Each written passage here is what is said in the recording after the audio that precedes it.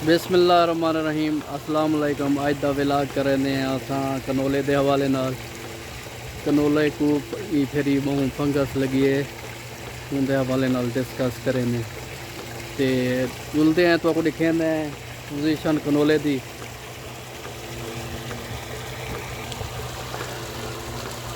ते अज मौसम जड़ा है ना बहु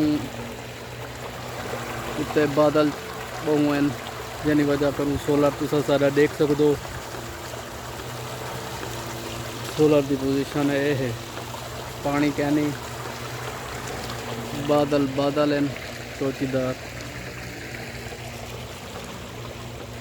तो तो आपको दिखे ने अपना कनोले दे फंगस के हवाले नाल थोड़े नाल डिस्कस करें।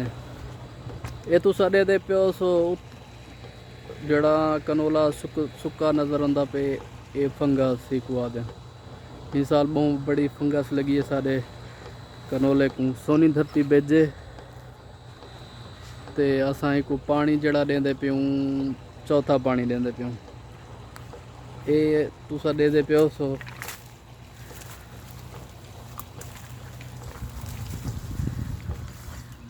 ये सारी फंगस है। ही फिर कनोले को बहुत फंगस लगी है जिन वजह तो काफ़ी कनोला डैमेज थे। त्रीजा हिस्सा कम अज़ कम हिंदा जड़ा ना डैमेज थे।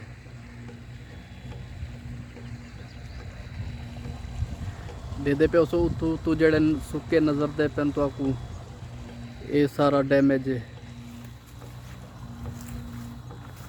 फंगस ही फिर बहुत सारा नुकसान किते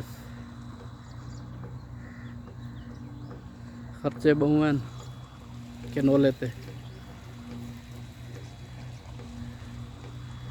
ये तुसा दे दे पे उसो और ये फंगस वो फंगस है जड़ा ना बीज को जड़ा ना बहुत कमज़ोर कर देंदी है। इहदे विच जड़ा बीज है उहदे विच जान कहनी तुसा दे दे पे उसो।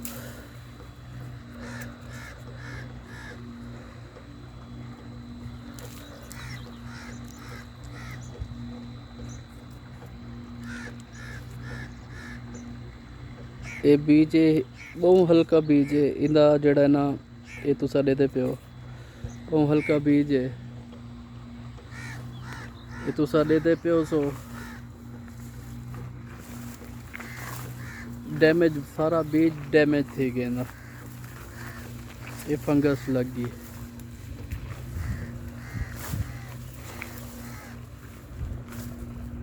दे दे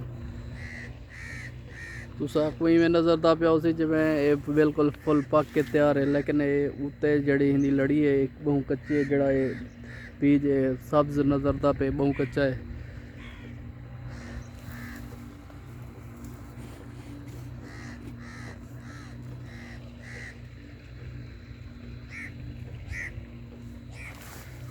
बहुत मुतासर थी ये एक को पोटाश भी दीते से उनके नाल भी कई फर्क नहीं पिया।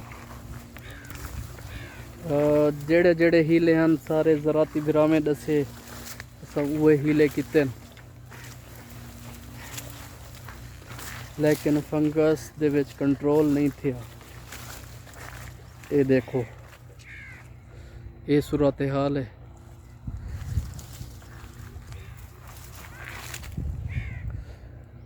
इहदे विच बीज बहु नाकिस थी वेंदे ई फंगस दे विच जिन विच जिनी वजह तो एवरेज बहु कम थी वेंदी है।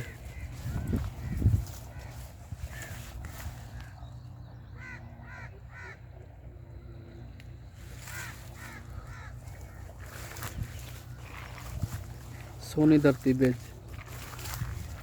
पिछले साल इनकी एवरेज अच्छी है 10-11 मन दिते बीघा फी बीघा। ही साल मुश्किल लगती है वो एवरेज देवे क्योंकि तुसा पोजीशन दे दे पे कनोले दी उतों जड़ी लड़ी पीली तो आपको नज़र दी पे येलो कलर सारी डैमेज थी गई है। तो वो बीज है भी लेकिन बहु नाकिस हल्का बीज है।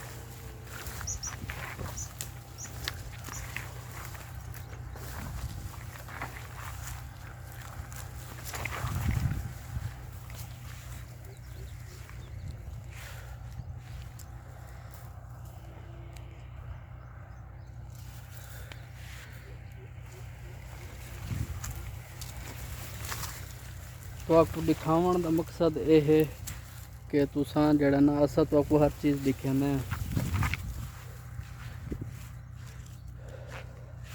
ते तुसा जड़ा ना सारे पे अपना सारे यूट्यूब चैनल को फॉलो करे सो, लाजमी वीडियो भी देख सो, लाइक भी करे सो।